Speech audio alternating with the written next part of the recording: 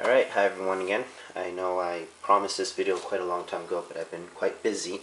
This one's the video I want to do about my stoves and pots that I use. So this is a quick snap of what I do have and what I pick from when I want to go backpacking, maybe even a little bit of mix of car camping and backpacking.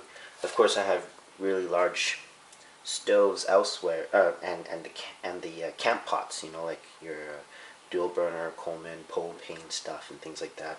So those I don't include in this video. You guys already know the stuff for that anyways. This one, really quick one, is actually for my dog. It's a compressible little dog bowl for her. I figured I'd just chuck that in really quick.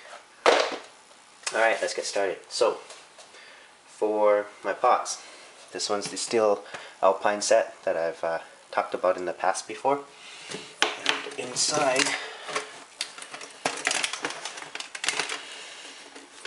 you know, and the other thing I have to apologize in advance is I do not have a weight scale. Oops. So I can't exactly tell you guys all the weight, but I can give you a comparison later on, okay? So this is the Alpine set. Alright.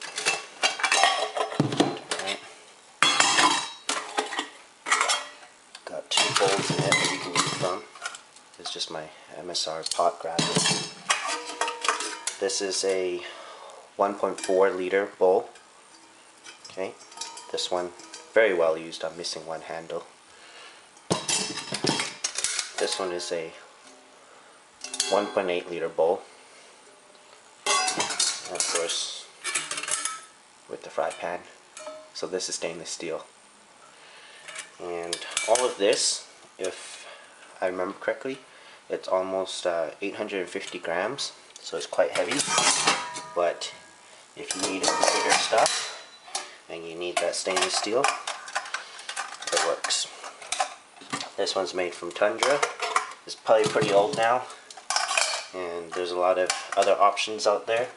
Take a look and see what fits the bill for you. That's for this guy. Alright. And then on the other extreme spectrum of things, you got the Henie pot. It's from BatchStovez.com. It's spelled with a Z.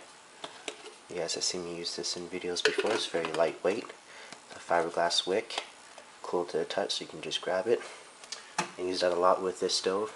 We'll talk about that in just a few moments, I guess. And the one that I use the most now, which is a GSI Pot. And I made a video about this setup right here, right before the new year. And to anyone watching this video and hasn't watched any of my other crappy videos out there, Happy New Year to you. So this is the GSI, let's see if I can get that in the video, the GSI Halulite, I'm never pronouncing it right, MicroDualist pot.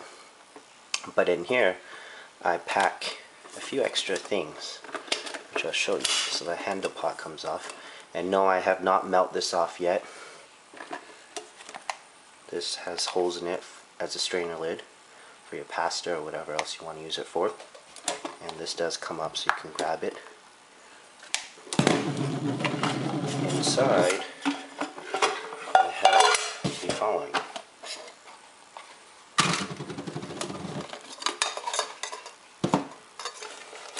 I have this pot, which is the Minimalist pot. This one usually has a cozy, which is this guy, but I don't carry it when I'm doing it in this configuration because this is a I still have the lids on here. This pot here, it's a 1.4 liter, and this is a half liter. So they work quite well together when I'm cooking for two. And once again, this one has the cozy on it, so you can put your lid on it. Look at that, you can miss. That way you can sip away. Or you have your bowl that you can eat from. And it's got the little measuring stuff on the side. I don't know if you can see that. But anyways, it's got markings for, I do stuff in milliliters, 400, 300, 200. Alright, so you got 2 sets of that for 2 people. Alright, and as you saw, I pulled out from it the stove set. Once again, this is from BatchStovez.com, just a beer can stove. Keep the pot wrapper for this guy just in case. So leave him there. And as I mentioned in the video before, I just used tin can cutouts, so put it down like that on the ground or something like that, just to help stabilize it, or if it's cold, instead of having the ground suck out all the heat, at least it's got a little bit of something to hold it out. Otherwise, if I really don't like it packed too light, I'll bring this, a piece of laminate hardwood floors. It's really light, and I can put it down, or that way if I know I'm going to be somewhere, and I don't know about you guys, but I have great difficulty finding flat ground sometimes, so this helps out. And a pot stand for the choke hazard from Minibulldesign, which I showed you guys before in another video, but I'll show you guys here again. This is a remote feed for an alcohol stove, and I'll just put it in. There's carbon felt inside, so it's a small stove, great for simmering, keeping something warm in, let's say, this pot or that pot while I make the other part of the meal and complete it. And just packs away nice and neat. It's called a choke hazard because it fits in your mouth. That's what the designer had called it. And he's got a video on his YouTube channel, Minibulldesign, and he basically just puts it in his mouth, and that's why he called it a choke hazard. So that right there is my main cooking set. I'm going to put it aside now. Oh, and once again, this doubles as a wash bag. Put water in there, wash up your stuff, and make it nice and clean. Let's see. Stoves that I use for the longer run. Actually, before I get into that, I was asked what I use to carry my alcohol fuel. There you go. I use methyl hydrate. I just buy it at your local Rona or Home Depot. It's 4 liters for $8 at Rona. It's the cheapest there. Home Depot sells it for $10, sometimes at the sale. This is just a rubbing alcohol bottle, isopropyl. The reason why I use it is because of the cap. It's basically spill proof. Can you hear that? These are the type that you got to push down and turn, and it comes off. It's never leaked on me, so I'm happy. So I'll keep using it. This is just one of those quick, dishwashing soap bottles, and then you can just cut the top a little bit so the hole's a little bigger, and then that way you can just squirt out your alcohol. To your typical squirt bottles. I find that these guys will leak sometimes. Don't really like them, but I have it. I've used it sometimes. Windscreens for the alcohol stove or anything else. It's right there. These are bigger windscreens for the stoves that I'll talk about now. Yep. That's got it hooked in.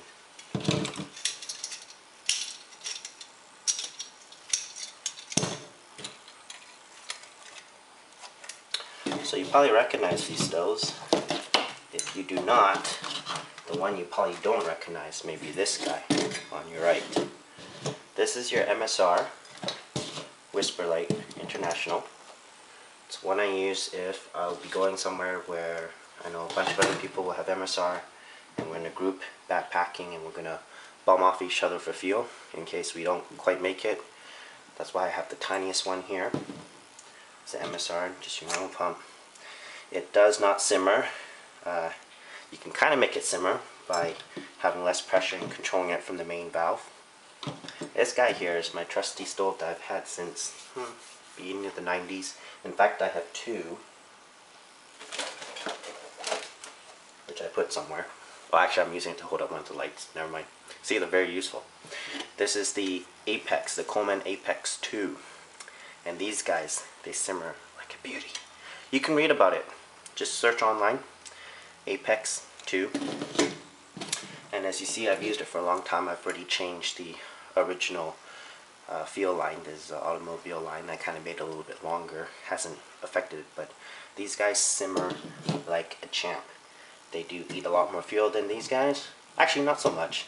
But the problem is, if you take a look at the bottle here, this is where you need to fill the fuel up to, and you can't go any more than that.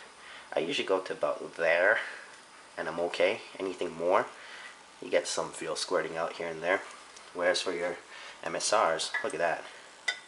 I mean, there's a big bottle, there's a small bottle, but I have a really big MSR bottle, and a lot of you guys know, even though for MSR, the lines right here, you know, you can go a lot more. I'm sure a lot of you guys have tried that. So these are the stoves I go to if I'm on longer backpacking, or if I have more people in the company, and let's say I'll be using this pot and other ones too, because they burn a lot hotter and faster than alcohol stoves. Alright, last but not least, utensils. I already went through that last time, so I'll make this really quick. Is the GSI spatula. I use it, I bring it along. It's nice and easy. Trusty old sporks, can't go wrong with them.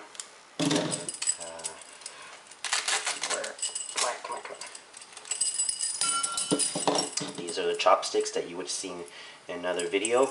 If you didn't see them, go check out the utensil video. I'm just going to put together one. Aluminum chopsticks. I love cooking with chopsticks and I love using them. Really cheap. Jump on eBay. They're like $1 or something like that.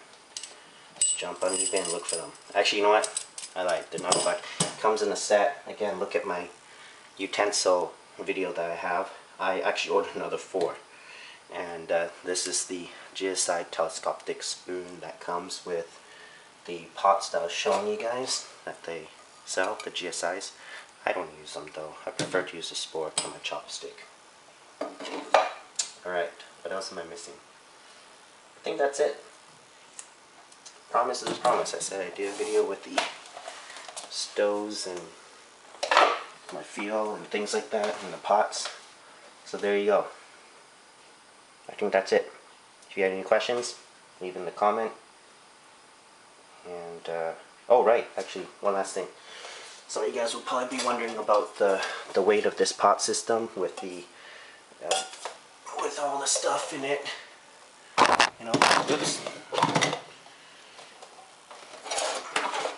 With this, I'm just gonna chuck it on. And also the Minimalist. This guy is about 500 grams. That translates to what? Less than 18 ounces. Alright. The little guy, this one, it's about 180 grams. That's like less than 7 ounce. So we're talking about 700 grams right there for a 2-pot cooking system with all the goodies in it. And then you throw in the 2 stoves I had, the choke hazard and the Beercan stove, the pot stand, tin lid. You know, it weighs next to nothing. So that's what I carry for my backpacking. And I hope you guys enjoyed this video. Once again, leave any comments if you have any questions or any feedback. That'd be great. Thanks.